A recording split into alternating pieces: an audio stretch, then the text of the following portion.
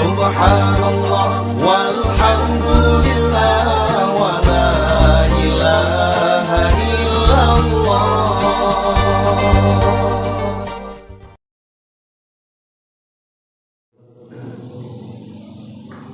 Bapak-bapak dan ibu-ibu jamaah salat subuh Masjid Darul Bahar, para calon penghuni surganya Allah yang dicintai Allah Subhanahu wa taala.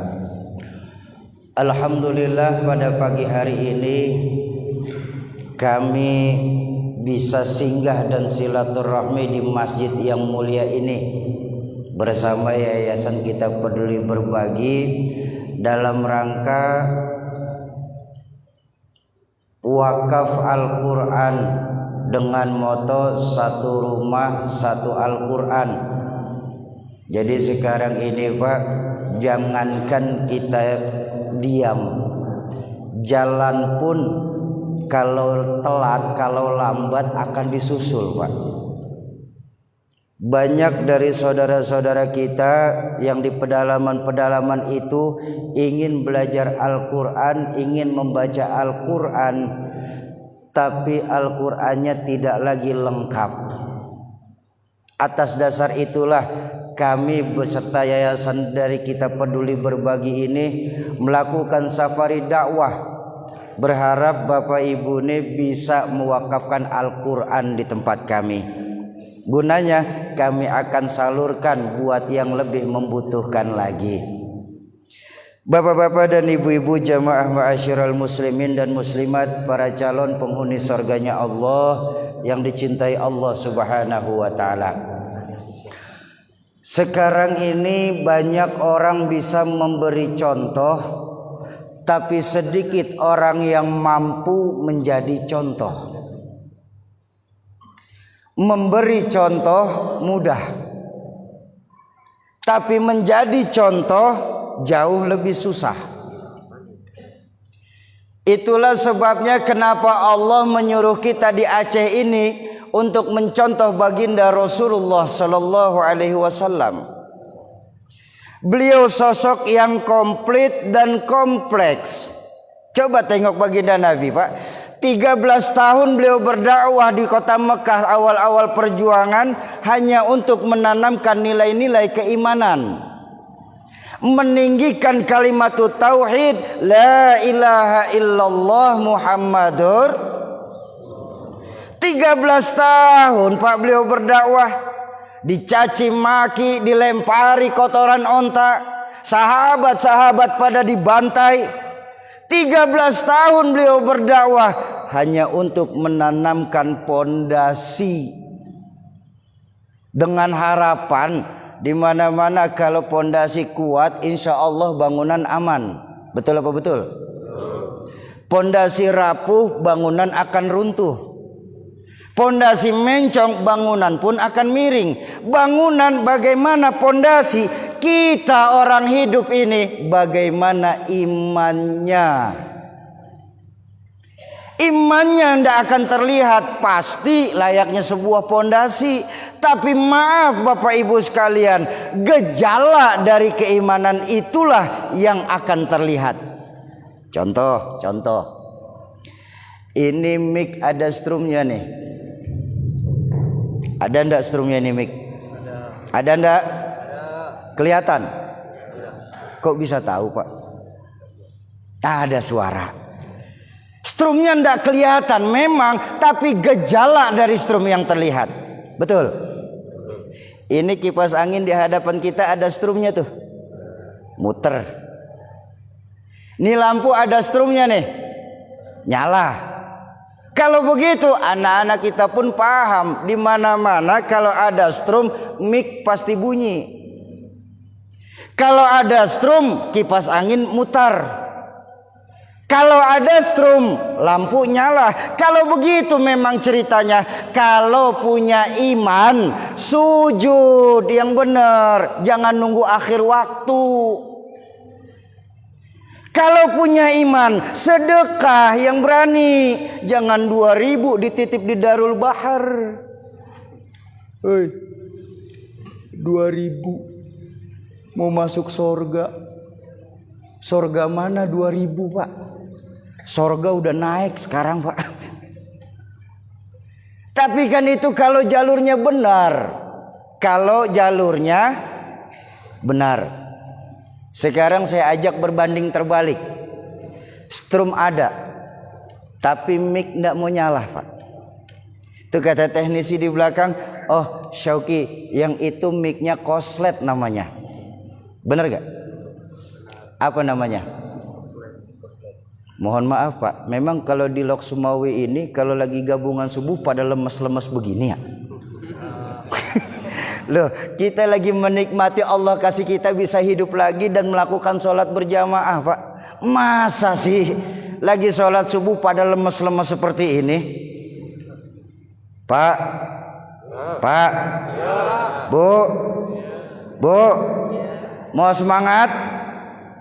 Ya lemes lagi. Mau semangat? Saya minta ulang.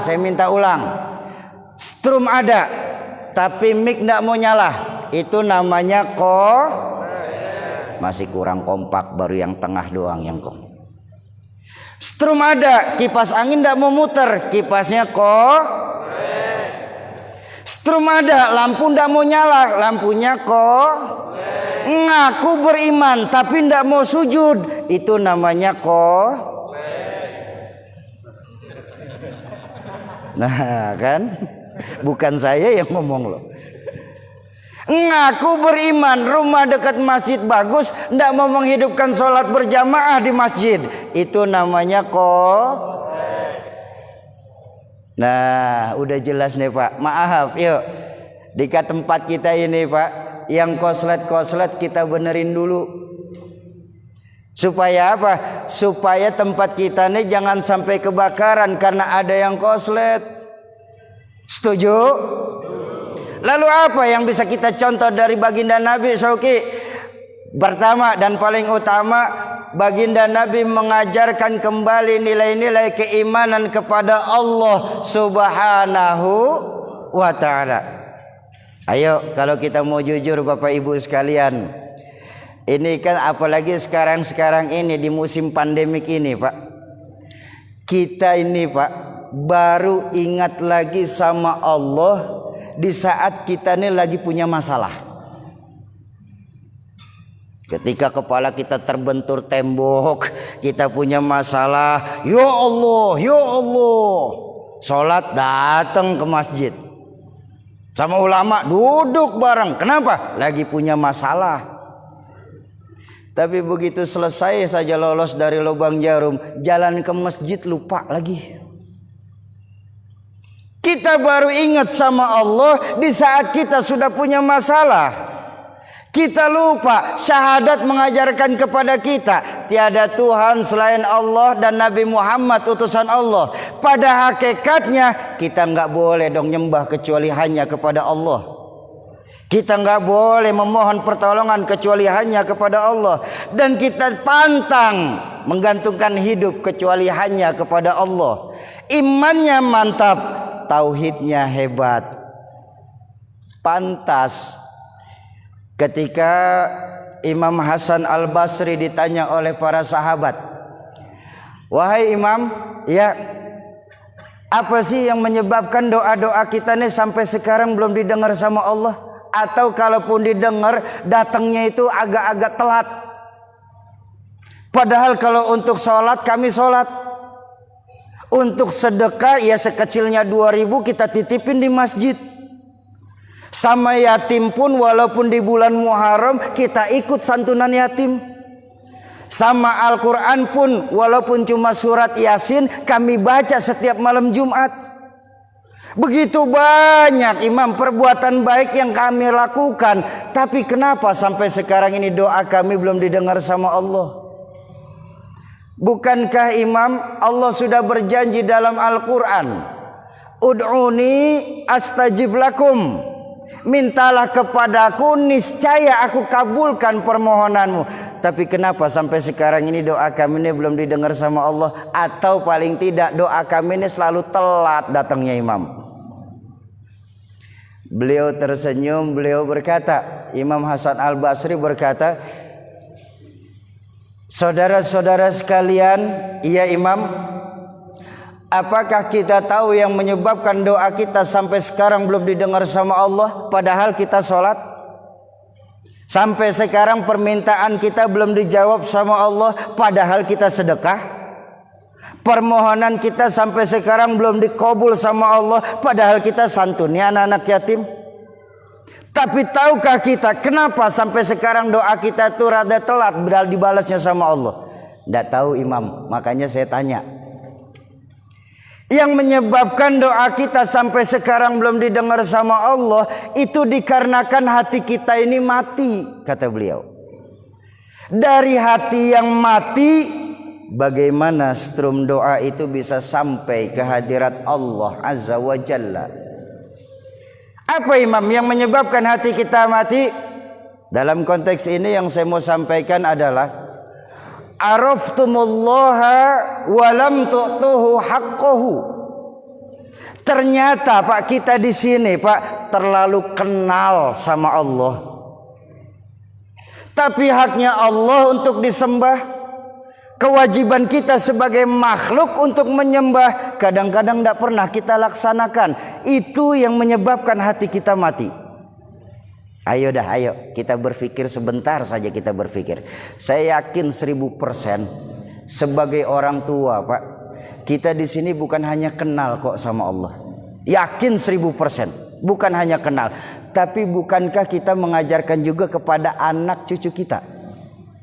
Betul apa betul? Nah, iya Pak. Siapa yang menciptakan matahari, bulan dan bintang?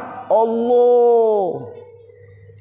Siapa yang menciptakan lautan, gunung-gunung dan hutan belantara? Allah.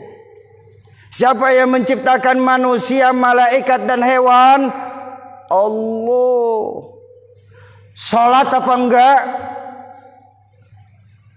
Ya sudah, tanya saja sama diri kita, benar enggak kita dalam melakukan sholat ini? Kita terlalu kenal sama Allah Pak. Tapi haknya Allah untuk disembah. Kewajiban kita sebagai makhluk untuk menyembah tidak pernah kita laksanakan. Itu yang menyebabkan hati kita mati sampai permohonan kita belum dijawab sama Allah. Dan itu tidak apa-apa, masih bagus walaupun sholat di akhir waktu. Kenapa? Memang kita manusia, ini saya bilang tadi, sosok yang komplit dan kompleks. Dulu ketika saya masih pesantren, diajarkan sama guru saya, Hadratus Syekh Al-Maghfurlah Kiai Nur Muhammad Iskandar. Beliau mengajarkan kepada kami para santri itu Pak, bahwa yang namanya iman ada 4 tingkatan iman. Iman ada 4 tingkatan. Pertama ada al-imanu yazidu wala yanqusu. Ada iman yang selalu naik, tidak pernah turun. Mantap imannya ini. Ini siapa nih? Ini imannya para anbiya, para nabi. Jadi para nabi Bapak Ibu sekalian, semakin diuji semakin mantap imannya. Semakin digojlok semakin besar cintanya sama Allah, semakin besar keyakinannya sama Allah. Belum pernah Pak saya baca sejarah Nabi mengundurkan diri Pak. Kalau kecil banyak, Nabi tidak ada Nabi ngundurin diri. Ayo kita lihat, ada Nabi yang bahkan ada Nabi yang sampai dibunuh sendiri sama umatnya. Baginda Rasulullah sallallahu alaihi wasallam ketika awal-awal perjuangan Pak, baginda Nabi itu dilarang dakwah oleh pamannya tercinta. Bayangkan, pamannya tercinta melarang baginda Nabi untuk meneruskan berdakwah. Bahkan iming-iming yang ditawar itu bukan main-main Pak. Baginda Rasul ditawarkan 3 tak saat itu, harta, tahta, wanita. Ditawarkan 3 buah tak. Apa jawaban baginda Rasul? Wahai paman tercinta, bahkan apabila kamu sanggup menaruh matahari di tangan kananku, rembulan di tangan kiriku, hancur luluh jasadku dibuat karenanya, niscaya tidak akan selangkah kaki pun mundur untuk menegakkan agama Allah di dunia ini. Baginda Rasulullah sallallahu alaihi wasallam. Kenapa? Karena memang imannya para anbiya itu mantap, Pak. Selalu naik, tidak pernah turun. Lalu yang kedua diajarkan ada al-imanu la yazidu wa la yankusu. Ada iman yang tidak naik tapi juga tidak turun. Stabil imannya nih. Luar biasa, Pak. Naik tidak, turun tidak. Stabil imannya nih. Ini iman siapa ini? Ini imannya para malakut, para malaikat. Bukan kita, Pak, bukan. Ini imannya malaikat. Jadi Bapak Ibu, kalau malaikat selalu berbuat baik, mereka nggak akan dapat pahala, Pak. Malaikat tidak pernah salah, ya jangan heran, Pak. Kenapa? Ya memang sudah tugasnya. Betul. Kan ada malaikat yang semenjak diciptakan sama Allah tugasnya untuk sujud. Sujud saja mereka tidak bangun-bangun, Pak. Ada malaikat yang semenjak diciptakan sama Allah ditugaskan untuk zikir, Bu. Zikir saja tidak berhenti-berhenti. Malaikat rahmah ditugaskan sama Allah untuk memberikan rezeki kepada makhluk yang ada di dunia ini. Ya sudah, dikasihin aja itu rezeki, Pak. Mau dia dari manusia, mau dia dari hewan, mau dia orang Islam, bahkan mau dia kafir sekalipun, ketika Allah perintahkan kasih rezeki, dikasihin saja itu rezeki sama malaikat rahmah, Pak. Belum pernah saya baca sejarah malaikat rahmah minta tambahan anggaran langit. Enggak ada. Enggak ada. Malaikat Israel ditugaskan untuk mencabut ruh makhluk yang ada di dunia ini. Ya sudah, dicabutin aja itu ruh. Mau dia dari hewan, mau dia dari tumbuhan, bahkan dia dari manusia. Kalau memang sudah waktunya untuk pulang kepada Allah, dicabutin saja itu ruh, Pak. Enggak pernah malaikat Israel iseng datang ke rumah kita terus tadi tarik, ditaruh lagi, tak pergi. Besok datang ditarik lagi dikit, ditaruh lagi. Enggak pernah, Pak, malaikat Israel kayak begitu. Benar? Malaikat Jibril alaihi salam ditugaskan sama Allah untuk memberikan wahyu kepada baginda Rasulullah sallallahu alaihi wasallam. Ya sudah, dikasihin saja itu wahyu. Belum pernah ada sejarahnya malaikat Jibril ngumpetin ayat, Pak, sama Nabi Muhammad. Ini ayat cakep nih, jangan dikasih ke Nabi Muhammad, saya pakai aja sendiri. Enggak.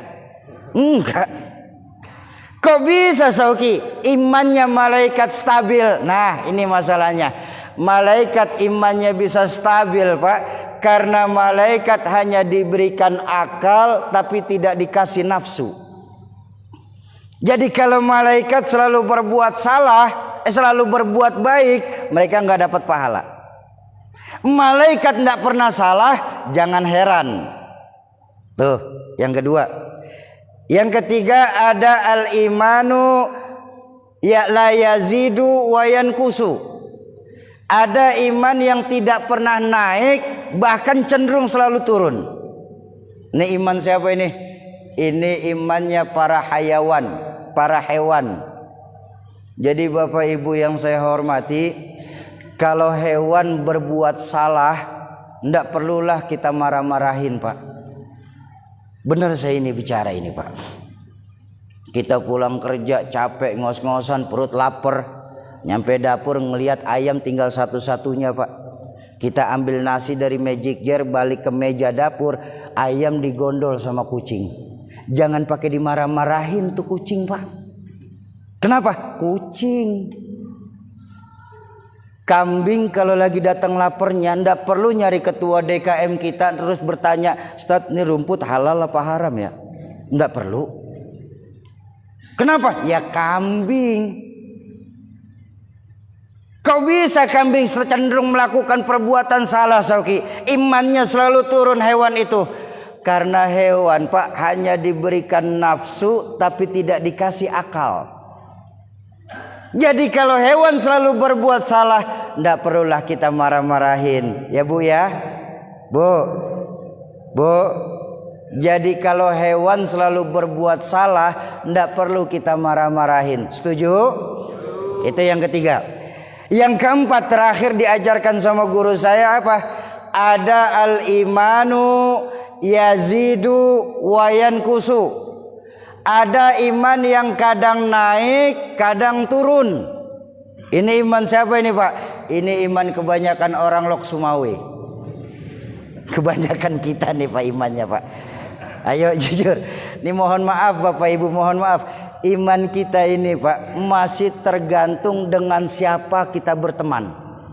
Tuh iman kita tuh masih tergantung dengan siapa kita berteman Pak. Kalau kita lagi berteman sama Tengku, saya yakin cakep iman orang sini Pak.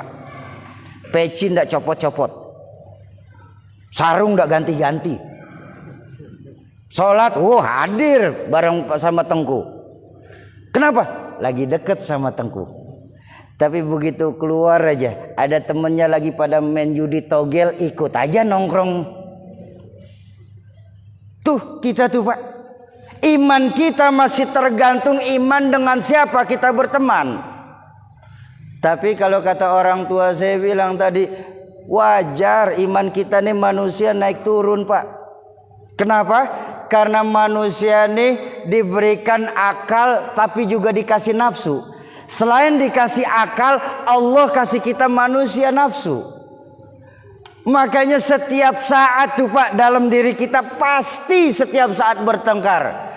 Akal nafsu, iya tidak, halal haram, hak batil. Setiap saat tuh diri kita bertengkar dua hal tersebut. Ketika akal kita di sini lagi menang Pak, ya Allah, jadilah kita orang Aceh malaikat yang berpotongkan manusia Pak. Tapi kalau lagi rendah iman kita, maaf, jauh lebih hina daripada hewan.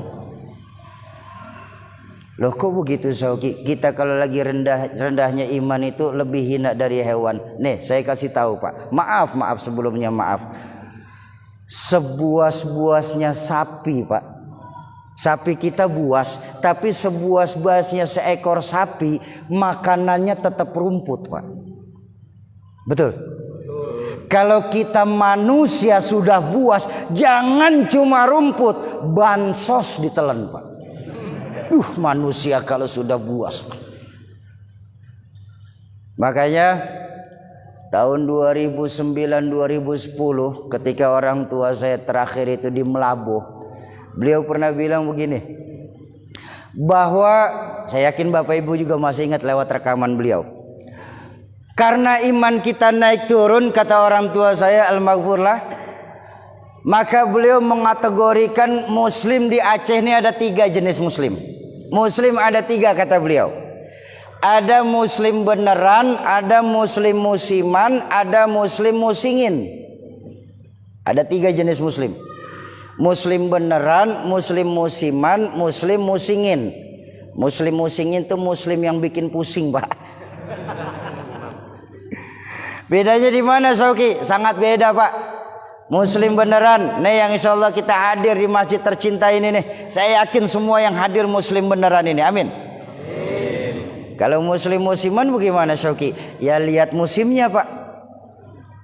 Waktunya Rabiul Awal ikut maulid. Waktunya Muharram ikut santunan yatim. Entar Ramadan ikut puasa. Tapi ketika nyepi ikut matiin lampu rumah. Desember Natal ikut pakai topi Santa. Tergantung aja musimnya. Makanya muslim musiman kalau boleh dikategorikan itu ibarat tumbuhan namanya toge. Tahu toge Pak? Apa di sini toge namanya? Sama ya?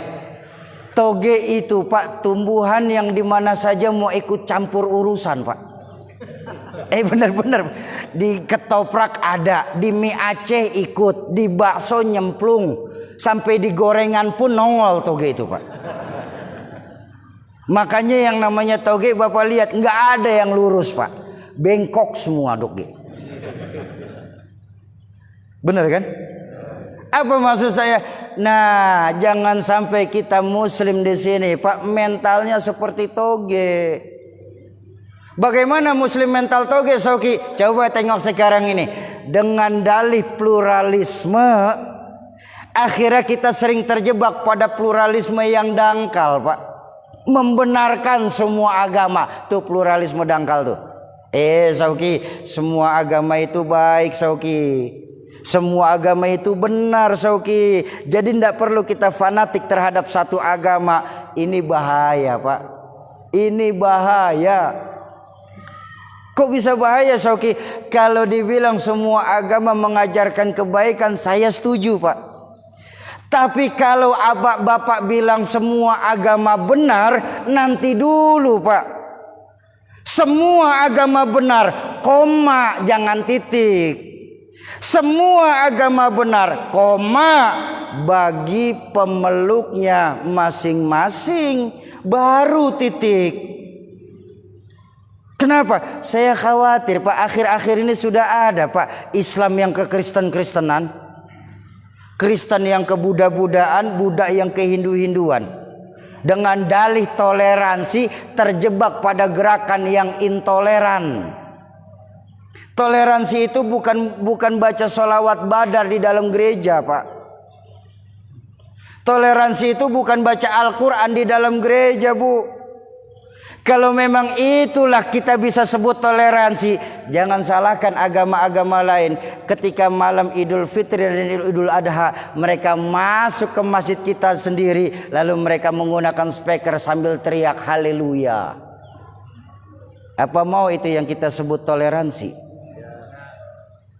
Ayo didik anak-anak kita, terutama anak-anak kita Pak, bahwa Allah tidak akan menghapus Islam dari Aceh, pasti Pak.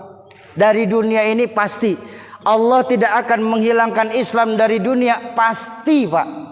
Tapi maaf Bapak Ibu, maaf, tidak ada satupun janji Allah, tidak ada satupun jaminan dari baginda Rasulullah, Islam masih akan ada di Luksomawe tercinta kita ini, kalau generasi-generasi mudanya sudah mulai jadi generasi muda yang musiman. Bapak-bapak dan ibu-ibu, jamaah ma'asyiral muslimin dan muslimat, para calon penghuni surganya Allah yang dicintai Allah Subhanahu wa taala. Itu yang kedua, muslim musiman. Yang ketiga, muslim musingin. Bagaimana muslim musingin? Ngaku Islam, KTP Islam. Sebagai anak mungkin orang tua bisa setiap tahun pergi ke tanah suci. Tapi maaf Bapak Ibu, maaf, ketika kita tahu agama Allah lagi dihina, ketika kita paham baginda Nabi lagi dilecehkan, dan kita pun semua sekarang mengerti bahwa ulama-ulama kita lagi dicari-cari kesalahannya, kita nyaris tidak bisa membela sedikit pun ini muslim musingin atau muslim yang bikin pusing. Mereka punya dalih, Sauki, Islam itu agamanya Allah, tidak perlu dibela, Islam sudah pasti menang. Nabi Muhammad seorang manusia biasa, tidak perlulah sosok Nabi Muhammad kita kultuskan. Ulama tidak ada yang maksum cuma Rasulullah. Nih dalih mereka Pak, para liberalis. Bahwa Islam agama Allah saya setuju. Bahwa Rasulullah seorang manusia biasa, bahkan baginda Nabi diperintahkan dalam Al-Quran, Qul innama ana basyarum mithlukum. Katakan kepada mereka, hai Muhammad, bahwa engkau manusia sama kayak mereka. Rasulullah sendiri diperintahkan.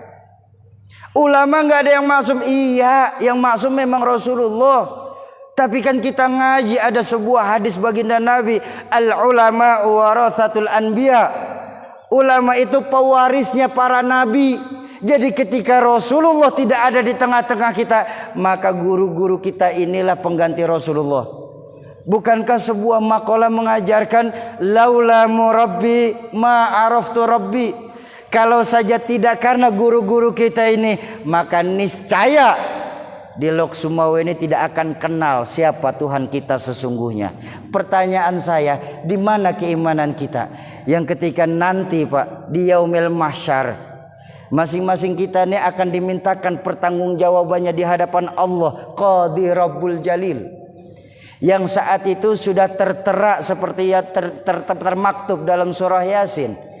Al-yawma nakhtimu ala afwahihim wa tukallimuna aydihim wa tashhadu arjuluhum bima kanu.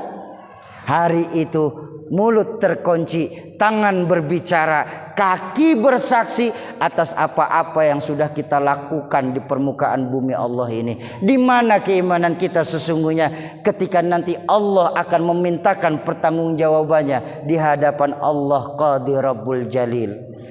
Bapak-bapak dan ibu-ibu jamaah ma'asyiral muslimin dan muslimat, para calon penghuni surganya Allah yang dicintai Allah Subhanahu wa taala. Makanya saya selalu bilang, hidup ini akan sia-sia kalau kita tidak sadar tentang dua hal. Hidup kita akan mubazir Pak di Lok Sumawa ini kalau kita lupa dua hal ini. Apa? Ridho Allah dan syafaatul uzmah dari baginda Rasulullah sallallahu alaihi wasallam. Ya Pak ya. Bu, betapapun ibu punya harta 2 miliar, tapi kalau Allah tidak ridho, tidak akan enak rasanya itu harta Pak. Iya kan? Bedanya di mana Sauki? Tahunya dari mana kalau Allah tidak ridho dengan harta kita? Suami istri bertengkar terus, anak jalan kemana-mana, di rumah tidak ada lagi yang menghidupkan ibadah sunnah, di rumah tidak ada lagi yang membaca Al-Quran. Itu bukti bahwa Allah tidak ridho dengan harta kita. Tapi walaupun kita di sini hanya megang uang 6 miliar, tapi kalau Allah ridho enak Pak rasanya Pak. Iya kan? 2 miliar Allah tidak ridho, 6 miliar Allah ridho. Pilih mana? Lah ya 6 miliar susah bener, cuma ngayal doang kok. Nah, dalam rangka menggapai ridho Allah, saya ingin mengajak kepada Bapak Ibu, suka atau tidak suka, Al-Quran ini kalamullah. Ya, kita bumikan lagi Al-Quran di tempat kita Pak. Berharap ini dengan membumikan Al-Quran kembali, lebih banyak lagi para hufaz-hufaz yang ada di tempat kita. Ini sekarang nih hati-hati. Saya bilang tadi, dalam hal beragama juga kita nih sekarang sudah mulai dipecah belah. Jadi hati-hati dalam menggapai ridha Allah ini. Ayo kita wakaf Al-Quran. Saya diajarkan sama guru saya Sayyid Ali Baswedan. Beliau pernah berkata, Sauki, iya guru, kamu itu kalau mau berbicara sama Allah, baca Al-Quran. Tapi kalau kamu ingin berbincang-bincang dan Allah juga ngobrol sama kamu, sholat yang benar. Kalau baca Al-Quran kita cuma satu arah. Bahasa seorang sekarang bilang, adik-adik saya itu curhat sama Allah. Tuh baca Al-Quran tuh Pak. Tapi kalau kita mau Allah berbicara sama kita, sholat yang benar. Dalam sholat itu Allah langsung Pak berbicara kepada kita. Ketika kita baca suratul Fatihah tuh, Alhamdulillahi Rabbil Alamin, Allah berseru di aras, hei penghuni langit, saksikan dengan zatku bahwa makhluk hambaku tuh lagi beribadah kepadaku. Sampai ketika kalimat iyyaka na'budu wa iyyaka nasta'in, Allah berseru kembali Pak saat itu, makhlukku, hambaku, manusiaku, kesayanganku, apa yang kau minta sekarang ini? Sungguh aku malu kalau aku sampai tidak mengabulkan permintaanmu. Betapa Allah sedang berbicara kepada kita di saat kita sholat berjamaah. Tapi kalau kita mau berbicara sama Allah, gunakan itu yang namanya Al-Quran. Nah, dalam rangka wakaf Al-Quran ini nanti akan dijelaskan oleh saya punya saudara Ustaz Asrul. Silakan Ustaz, saya izin istirahat tunggu sebentar. Bapak Ibu jamaah ma'asyiral muslimin dan muslimat, para calon penghuni surganya Allah yang dicintai Allah Subhanahu wa taala. Terakhir ya sama-sama kita baca suratul Fatihah. Kita tujukan kepada orang tua kita, guru-guru kita, keluarga, sahabat dan kerabat kita yang terlebih dahulu mendahulukan kita khusus manijtamahahunna bisababihim kulluh. Satul khas Walid Ki Haji Zainuddin MZ dan Umi Haji Siti Khalilah. Mudah-mudahan wasilah Fatihah Allah lapangkan kubur beliau-beliau, Allah jadikan kubur beliau-beliau sebagai taman dari taman surga. Yang kedua, untuk kita semua, orang tua kita, guru-guru kita, keluarga, sahabat dan kerabat kita yang pada pagi hari ini sedang kurang sehat, mudah-mudahan wasilah wakaf Quran, wasilah dari Fatihah serta berkeberkahan dari sedekah yang kita keluarkan, Allah angkat segala penyakitnya, Allah sembuhkan tanpa kurang satu apapun. Yang ketiga, untuk kita semua yang hadir di majelis ilmu pagi hari ini, majelis ilmu ay majelis yustajabu fihi du'a, majelis tempat diangkatnya doa. Mudah-mudahan wasilah Fatihah, keberkahan dari wakaf Al-Quran, keberkahan dari sedekah yang kita keluarkan, serta keberkahan dari yang membawa berkah baginda Rasulullah sallallahu alaihi wasallam. Yang sedang ada hajat, Allah percepat qabul hajatnya, Allah gampangkan segala urusannya, Allah luaskan rezekinya, Allah jadikan anak keturunan kita sebagai anak keturunan yang saleh dan salihah, serta Allah jadikan rumah tangga kita sebagai rumah tangga yang sakinah mawaddah warahmah. Ala hadhihi niyah wa ala likulli niyatin salihah wa ila hadratin Nabil Mustafa. Al-Fatihah. A'udzubillah.